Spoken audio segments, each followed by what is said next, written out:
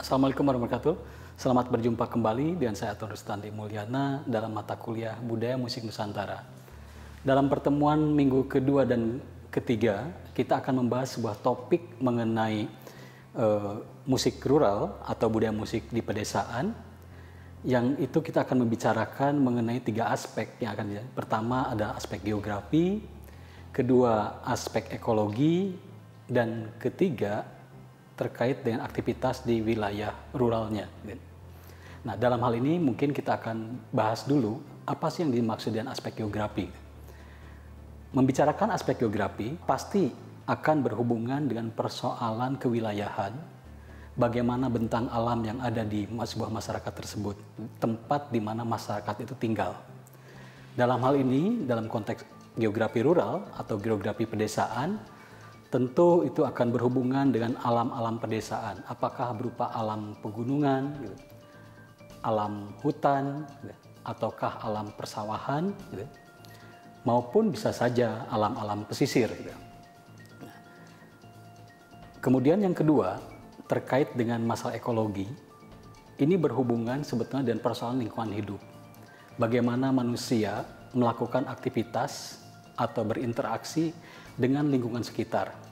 Baik itu lingkungan yang berhubungan dengan lingkungan tumbuh-tumbuhan yang ada di lokasi tersebut, atau mungkin lingkungan-lingkungan yang berhubungan dengan hewan di situ, tetapi juga sekaligus persoalan interaksi sosialnya terkait dengan alam yang ada. Nah, sementara aktivitas rural ini tentu lebih banyak berhubungan dengan aktivitas kemasyarakatan, bagaimana masyarakat hidup di sebuah pedesaan. Mungkin kalau dia misalkan masyarakat pesawahan, tentu akan banyak aktivitas-aktivitas yang dilakukan terkait dengan budidaya sawah. Sementara di masyarakat pegunungan, mungkin aktivitasnya bukan lagi kepada persawahan, tapi bisa jadi itu lebih kepada aktivitas-aktivitas perkebunan atau tanaman-tanaman sayuran. Beda lagi tentu dengannya ada aktivitas di masyarakat pedesaan yang ada di pesisir. Aktivitas dunia nelayan pasti akan menjadi sangat dominan di situ. Bagaimana mereka menjadi nelayan, mencari ikan di laut, atau mungkin mengusahakan tambak, atau bisa juga ada aktivitas pertanian di pesisir. Berdasarkan ketiga pengertian tersebut, tujuan pembelajaran ini adalah pertama, mahasiswa mampu menjelaskan mengenai geografi di wilayah pedesaan. Kemudian yang kedua, mampu menjelaskan mengenai ekologi budaya musik di pedesaan. Dan ketiga, tentu menjelaskan tentang aktivitas-aktivitas budaya musik yang ada di masyarakat pedesaan.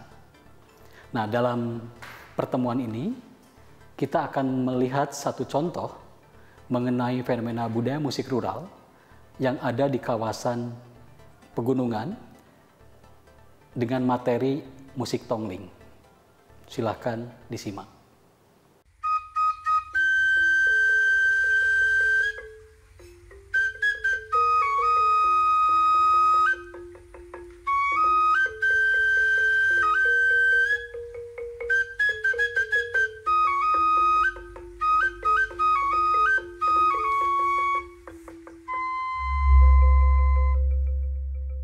Tongling merupakan akronim, pemaduan dari kata kentongan dan suling. Seni tongling dikembangkan oleh komunitas masyarakat petani Dusun Wonomulyo, Desa Geni Langit, Kecamatan Poncol, Kabupaten Magetan, Jawa Timur.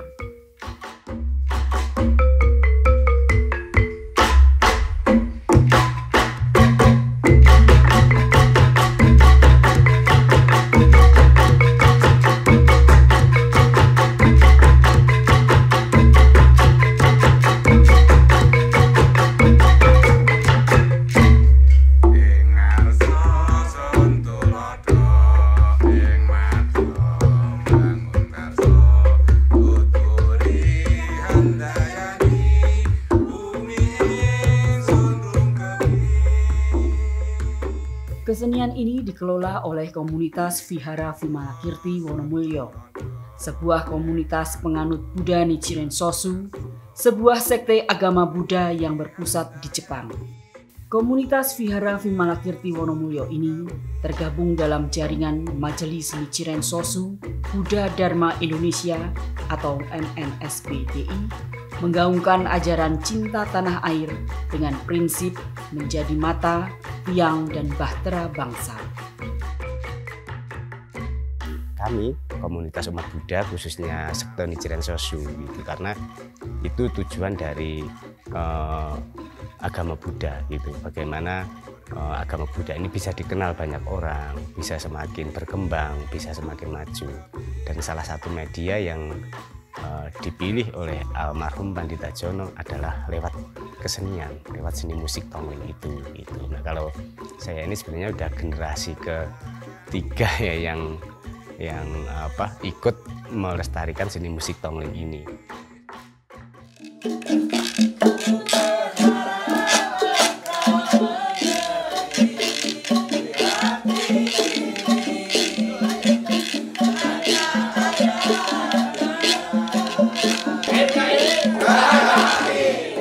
Kini, lokasi penyebaran seni tongling tidak hanya dipertunjukkan di Dusun Wonomulyo. Seni tongling pernah dipertunjukkan di Megamendung Bogor, Jakarta, Semarang, Surabaya, juga di sekitar Magetan.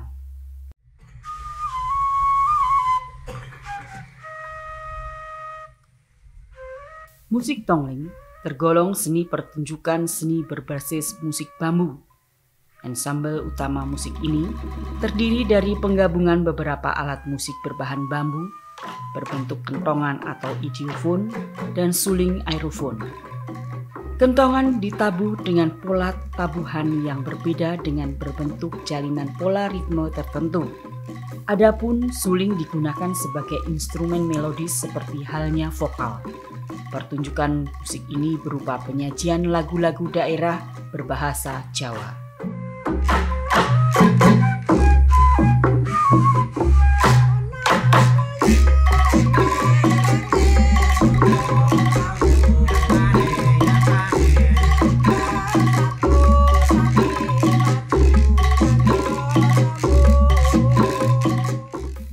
Semula hanya ada 6 kentongan digunakan.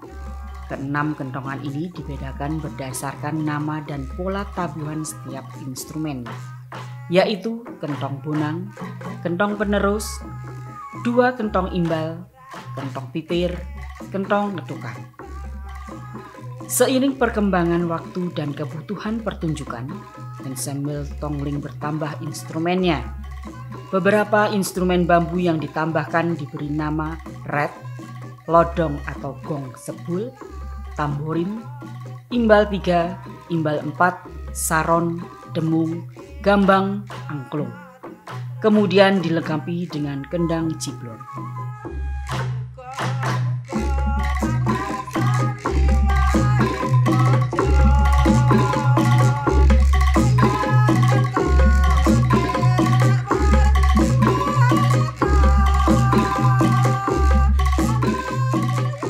Semula musik tongling ini hanya digunakan oleh sekelompok umat Buddha Nichiren Shoshu di Wonomulyo dalam keperluan perayaan Hari Raya Waisak.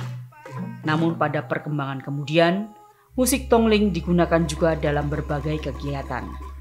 Perayaan Hari Raya Kemerdekaan Republik Indonesia, penyambutan tamu, pengisi acara pertemuan, juga pada arak-arakan dan hiburan dalam perayaan galungan warga Wonomulyo. Musik tongling merupakan ekspresi musik yang menunjukkan adanya kesinambungan tradisi musik yang dimiliki oleh komunitas warga Wonomulyo. Dikembangkan dari kebiasaan warga membunyikan kentongan untuk keperluan-keperluan komunikasi sebagai penanda informasi, aktivitas ronda malam, dan hiburan. Setiap ronda, setiap malam itu kan giliran per warga masyarakat Wonomulyo. Jadi digilirkan 5 orang. Jadi setelah itu nanti yang dari ujung timur itu bawa kentongan sambil berjalan itu mukul kentongan.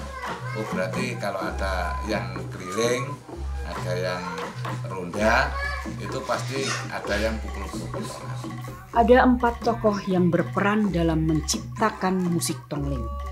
Mereka adalah Jono, seorang pandita, Darsono, petani, pengrawit dan pengrajin, Supono, petani pengrawit, serta Saringat, petani pengrawit. Zaman dulu bukan tongling, tektur. Saya bilangin baru tektur. Setelah kita berjalan tektur lebih bagus lagi. Ada pentas-pentas dan segala macam, kita Manem Bromo. Manem Bromo itu dengan adanya anggota beberapa orang itu diiringi dengan tektur juga. Waktu dulu namanya belum tongling. Nah, setelah kita berjalan lebih maju lagi, terus ada berkaitan dengan adanya kentongan dan suling, baru diganti namanya tongling.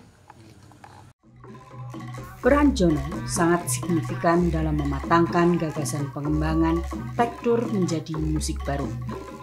Jono mengelaborasi gagasan musik baru tersebut dengan mempertimbangkan aspek teks, musikal, dan konteksnya. Tidak sebatas sarana ekspresi estetis dan hiburan warga, melainkan sarana integrasi sosial, ritual, representasi simbolik, kesinambungan budaya, termasuk ekologi dan kepentingan akan identitas budaya orang Wonomulyo. Pesan kenapa tongling ini harus tetap dilestarikan itu supaya anak-anak muda itu tidak malu dengan jati diri kita, dari mana kita, bahwa kita emang lahir di desa yang terpencil di Wonomulyo ini, sejarahnya seperti ini, kita harus bangga. Dan kita juga harus meneruskan perjuangan para leluhur bahwa nilai-nilai luhur itu harus diteruskan. Gitu.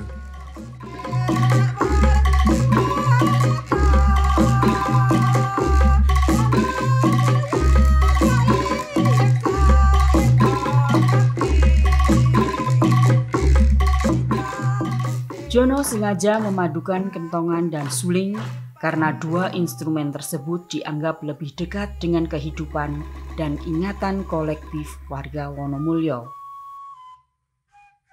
Dulu itu Ki Hajar Wonokoso waktu masuk ke daerah sini itu bertentangan dengan 5 penghuni.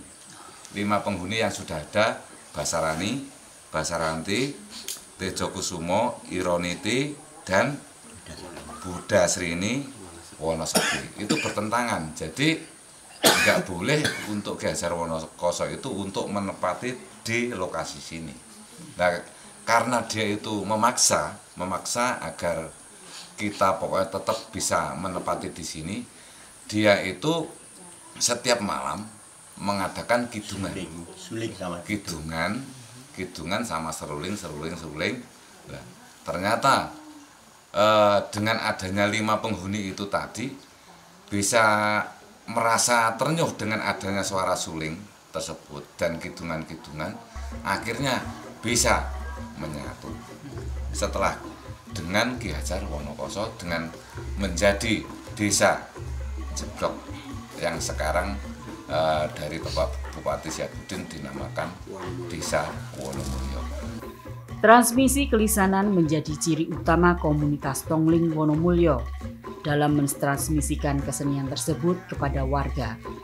Kini, transmisi kelisanan ini sudah berlangsung kepada 3 generasi.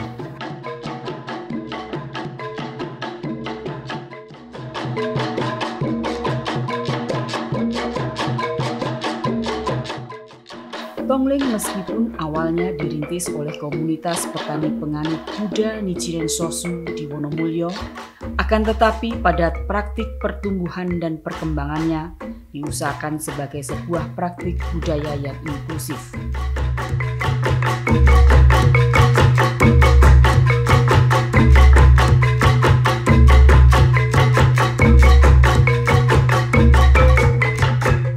Tongling ini sendiri merupakan bagian dari kultur budaya yang ada di Magetan. Bagaimana ini penting sekali saya angkat di dunia pendidikan. Karena yang pertama bahwa ada beberapa filosofi dalam tongling itu sendiri yang bisa kita masukkan dalam nilai-nilai karakter, ya. Terutama bahwa di dalam karakter anak sekarang itu tentunya harus berkaitan dengan pendekatan budaya Jawa. Tilaranipun para wimpuno, peninggalan para leluhur kita, di mana bahwa di Wonomulyo ini dengan adanya tongkleng ini bisa memperhalus di mana bahwa anak-anak terutama di SMA 1 Magetan itu bisa memperhalus dengan adanya nilai-nilai kesederhanaan yang bisa kita angkat menjadi sebuah kehidupan, tatanan kehidupan, di mana bahwa kita hidup harus berangkat dari nilai sederhana. Tapi bagaimana dalam kesederhanaan itu bisa menjadikan suatu tuntunan yang ada pada pribadi masing-masing anak, sehingga di dalamnya akan membentuk sebuah nilai karakter yang luar biasa.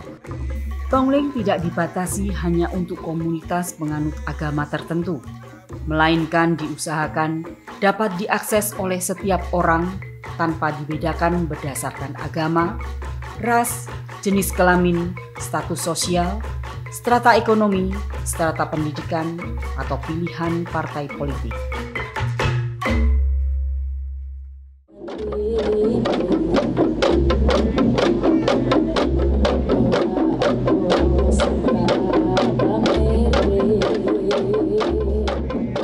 Musik tongling merupakan jenis musik yang tidak memiliki unsur-unsur yang bertentangan dengan instrumen hak asasi manusia.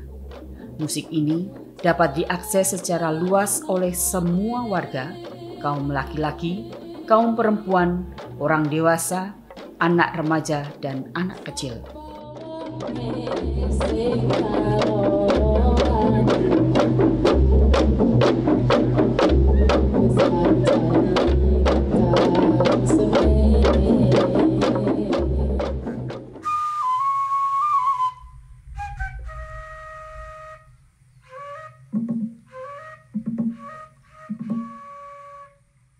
Prinsip toleransi dijadikan landasan jalinan relasi sosial yang harmonis, sebagaimana mereka sebut dengan istilah guyub rukun. Komunitas tongling menghormati, menerima, dan mengapresiasi terhadap kebinekaan berbudaya, ekspresi dan cara menjadi manusia, berkeadilan sosial, dan supremasi hukum. Kami terus menggali ke sisi SDM-nya dulu.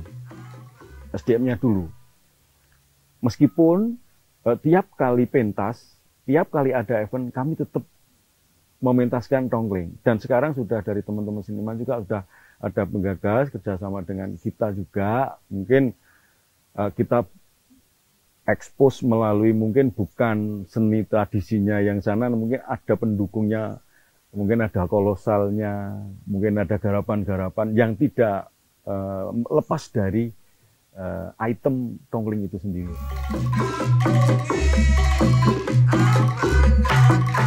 Seni tongling memiliki proyeksi pasti terhadap pembangunan berkelanjutan. Komunitas merasakan manfaat bermusik tongling. Melalui partisipasi bersama, pengalaman bermusik tongling mendorong terbentuknya kepercayaan diri, juga memberikan kekuatan dan kesehatan jasmani dan rohani. Mereka bangga hidup di Wonomulyo dan memiliki musik tongling. Kalau kita evaluasi dari hasil penayangan tadi, kita bisa melihat bagaimana sebetulnya aktivitas budaya musik di sebuah kawasan pedesaan. Dalam musik tongling tampak bahwa mereka berinisiatif membuat sebuah musik sendiri untuk memenuhi kebutuhan hidup mereka.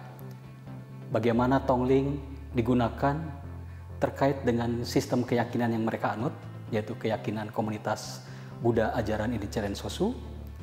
Tapi di sisi lain juga bagaimana mereka justru merawat ingatan tentang kolektif melalui penggambaran mitos Ki Ajeng Ajarwonokoso, dan juga bagaimana ada kesadaran tentang kelestarian lingkungan, tentang persoalan hutan bambu, kemudian kawasan perkebunan yang ada di situ, tanaman-tanaman sayuran, yang itu semua dirawat oleh mereka berdasarkan karakter lingkungan yang ada. Sementara aktivitas yang lain, bagaimana musik tongling dijadikan sebagai hiburan untuk masyarakat di sela-sela aktivitas rutinitas sebagai seorang petani. Tapi di sisi lain juga bagaimana musik tongling digunakan berkaitan dengan fungsi-fungsi sosial yang lain. Perekat identitas sosial, penegas identitas sosial mereka, maupun representasi simbolik mengenai leluhur mereka. Untuk memperkaya materi tersebut, silahkan teman-teman mahasiswa melihat atau membaca beberapa kepustakaan berikut.